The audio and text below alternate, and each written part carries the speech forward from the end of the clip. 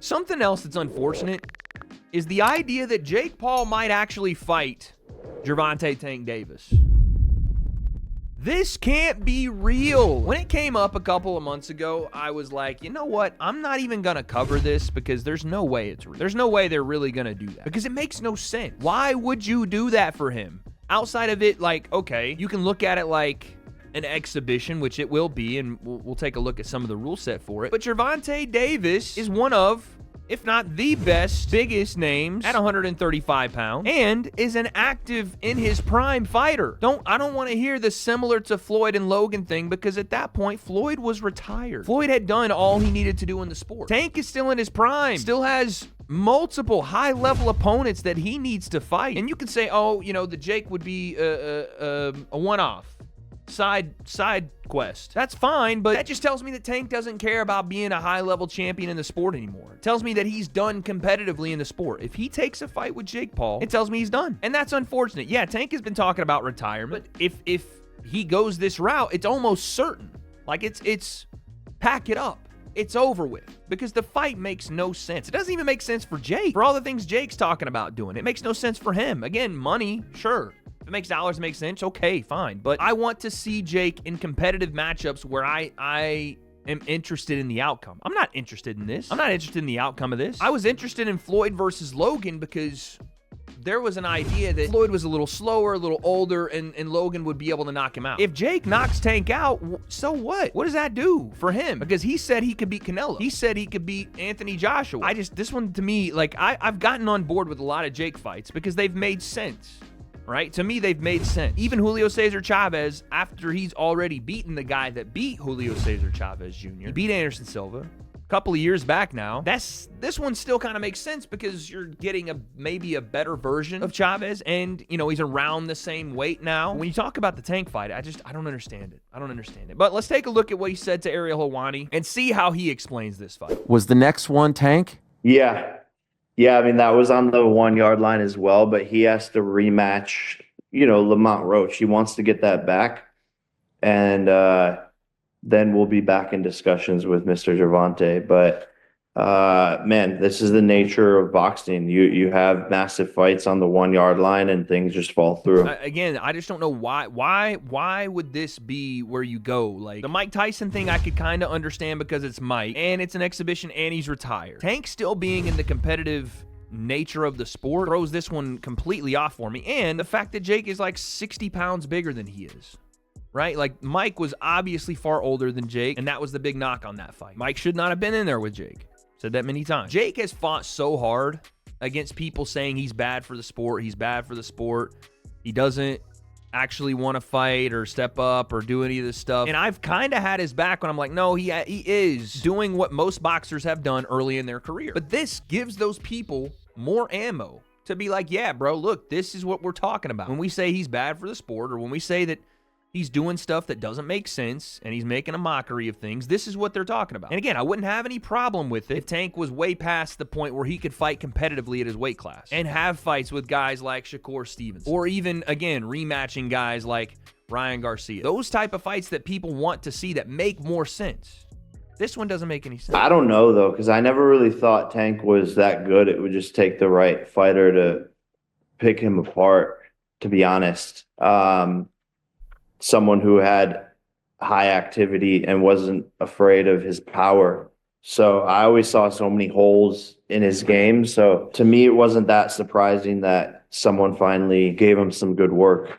If you do fight, what weight would it be at? 195. Oh, wow. So he would go all the way from 40 to 95? Yeah, I mean, it would be an exhibition. Okay. Yeah, I was going to say, no one actually believes that Tank Davis is putting on 50 pounds to come up and fight Jake. But yeah, what the fuck are we doing? Tank will at most weigh 155, maybe 160. They're not going to sanction it because no matter how many corrupt commissions there are in the United States, no one is going to look at that fight and be like, yeah, pro bout. No. It would be an exhibition. It just doesn't make any sense. And then here's another part of this. If Jake, like, maybe the PBA, if Jake was earlier on in his career, I wouldn't be as harsh with this matchup as I'm being. Part of the reason Logan and Floyd Mayweather worked was because Logan was a relative novice, right? He had a couple of fights. Jake is like into his double-digit fight pro career now. He's getting more experience. Whether you think he's good or not, he's getting better. And so the disadvantages that he would inherently have as a boxer that he could make up for with size and weight and things like that. I'm not saying he is the same level as Gervonta Davis, but I'm saying they're becoming less and less to the point where you look at this fight and you're like, what is the point? Because Jake is getting better. He knows how to protect himself. He can box, and he's bigger by a wide margin. So it is almost a stacked deck against Gervonta Davis. If Jake knocks out Gervonta Davis, like, I don't even know if I would be impressed. I'd go, okay. All right. It's going to look awful that you like knocked out the guy that looks like someone's little brother compared to you. And yes, we know it's Gervonta, but Tank can have way more skill, but Snags, until you've put gloves on and actually stepped in with people like at a massively different weight, unless like Tank just lands a bomb on his chin, which could happen, it's going to be very hard for him to hurt Jake badly. It's going to be very hard to do. Will they let Jake fight Tank with 10 ounces? I don't know. I don't know what the rules like. Glove stuff, I don't know. So this is just, again, it's like when you start to look deeper into it, the less impressive it becomes if Jake actually goes in and beats him or like whatever. This is going to give all the people that Jake tried to like change their minds with how he approached the sport. This is going to do it's going to do away with all that goodwill, and people are going to go, no, we were right in the beginning. You're bad for the sport. And so what does that mean? Is that 3-minute rounds? Yeah, 10 3-minute rounds. And when you say exhibition, like, what are the restrictions on that? No restrictions, just the fact that like we couldn't actually get it professionally sanctioned. Okay. Is that still of interest to you? Like, if he wins the rematch and you beat Julio, is that of great interest to you later this year? For sure. Like I said, big events. And, you know, when we had announcement videos filmed for Canelo and for Gervonta, like both filmed and fully edited. And my team went into the streets to ask people what they thought of me versus Gervonta. Every single person was like, Gervonta would kill Jake. He's going to die, all of this stuff. And so just proving people wrong and changing the narrative and showing people that I'm a better boxer than all of these so-called pound for pounds is just fun for me. Jake is lost it a little bit here because that's not what beating Gervonta Davis does. That doesn't make Jake a better boxer. And again, I don't even know how this would even look, but he knows that that's not what it does. He says changing the narrative, but that's not a narrative anyone's saying unless they don't watch the sport. That doesn't change the narrative. That just creates one. And as much as, you know, there's been a narrative about Jake, which is, you know, oh, he only fights old men, or he doesn't fight fighters his age, or he doesn't fight in his weight. Like, there's been those narratives, but Jake, make no mistake about it, I think that those have been unfair at times when people are talking about, you know, how young he is as a boxer versus what he should be doing. But Jake has also created a lot of narratives for himself, like the way he talked about the Tyron Woodley fight, the way he talked about Anderson Silva, the way he talked about Nate Diaz. And again, he's right in what he was saying. I beat the best striker ever. Okay, he's right, but there's context missing. I beat the baddest man on the planet. Right, but there's context missing. You know, I beat a former UFC world welterweight champion. Yeah,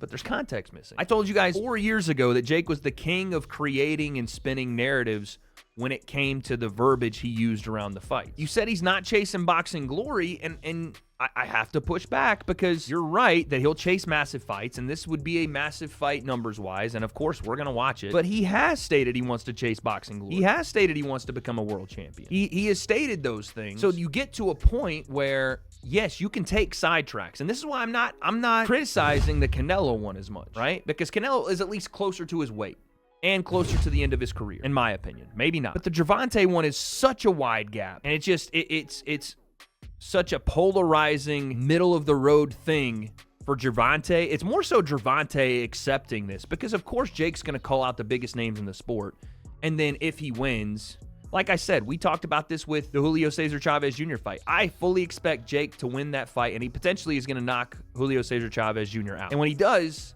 he'll get on the microphone and he will say, I did what Canelo could not do. And it will be devoid of context, but he will have actually done that. He will have knocked out a guy that Canelo couldn't knock out. And so if he does this to Gervonta Davis, he will get on the mic and say, I beat one of the best boxers, so I'm one of the best boxers. At the same time, he'll be flat out incorrect in the context of it. In the same breath as I'll criticize him for this one because it doesn't compute to me. And I think it is a bad thing for the sport to just do exhibitions in the middle of fighters' primes. I don't think it's a good idea, especially if Tank were to not look very good, because then what, like, are you interested in his next fight? If Jake makes him look relatively mediocre, you know, if nothing really happens and both guys come out of there with the old exhibition draw because there's no decisions, do we care about him versus Shakur then? You know, I don't know. We may, but does the buying audience care? I don't know. Then Jake will go and challenge Zordo Ramirez, and it's like, what the fuck? Okay, I guess. Like, that's a way too big a step up to me, but who knows? So then ultimately, how did you end up with Julio? And were there other names that were being considered before you did end up with him? Yeah, I mean, I think Julio, that conversation has always been there, and fans have always wanted it. And he's a former world champion, super experienced, and it's a good chip on my belt to test myself in the ring with a very, very tough opponent. And he has, you know, the name behind him, the Mexican fan base, Puerto Rico versus Mexico. And he was actually somebody that stepped. Jake's not Puerto Rican. I know that he knows this, but he is like become the ipso facto, like El Gallo de Dorado. I'm Puerto Rico versus Mexico. Jake's from Ohio.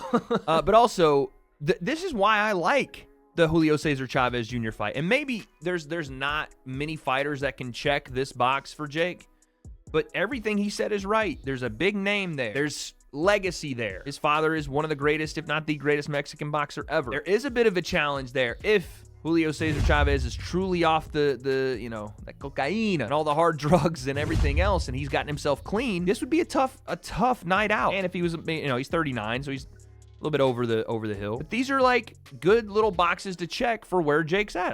That's why I don't mind this fight at all. I like it. But I think the point I'm making with this video is to just ask the question, what are we doing? This is not a good thing to me moving forward for Tank Davis. I mean, it's great for Jake. If he wins, it's more exposure. Even if he's just in the fight, it's more exposure. It doesn't really matter whether he wins or loses because, you know, casual audience already think Tank is just going to wash him. But like as a sport, for Jake to now be in the line of pro boxing, MVP, you know, the promotion itself, the whole thing, integrity of the sport, what are we doing? Is this good for the sport? I don't know.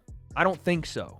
I don't like it. I don't think this is a good idea, because if this becomes the mainstay, I said this 7 years ago, if exhibitions or just fighters that are championship level taking massive paydays to do exhibition fights or jumping up in ridiculous amounts of weight fights to have some sort of a circus fight becomes the norm because there's a lot of money in it, then what happens to integrity of the sport? What happens to building champions? What's the point of boxing at that point? Because everybody says boxing is a business, not a sport. If things like this continue to happen, it will be for sure. Like that'll actually be the case. I don't know. This one's a head scratcher for me. You guys let me know in the comments. Is this a good idea? Because to me, Jake Paul versus Gervonta Davis makes absolutely no sense.